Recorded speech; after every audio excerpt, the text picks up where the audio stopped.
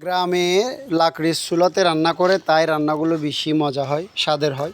এই যে দেখতে পাচ্ছেন এগুলো হচ্ছে লাকড়ি, কারণ এখানে অনেকগুলো গাছ আছে। গাছের ডালপালাগুলো কেটে দিলেই অনেকগুলো লাকড়ি হয়ে যায়। হ্যাঁ, তারপর আমরা গ্যাস ব্যবহার করি, কিন্তু আমার থেকে বেশি ভালো লাগে এই লাকড়ির রান্নাগুলো। এই যে রিদওয়ান এদিকে লাকড়িগুলো কেটে কেটে কুরবানের জন্য সংগ্রহ করতেছে। কুরবানের সময় এগুলো কিন্তু অনেক কাজে আসবে। এই যে অনেকগুলো লাকড়ি দেখতে পাচ্ছেন, সব জায়গায় লাকড়ি। এই গাছটাকে আমরা ডালপালাগুলো ছেটে দিয়েছি, এতেই অনেকগুলো লাকড়ি হয়ে গেছে। পুরো 1 বছর এখানে লাকড়ির ব্যবস্থা হয়ে যাবে।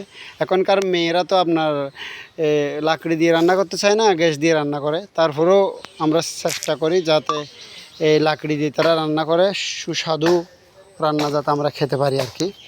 এই যে কথা বলতে বলতে এখানে দেখতে পাচ্ছেন আরও একটা আম পড়ে আছে এই জায়গায়, কত সুন্দর লাল হয়ে আছে।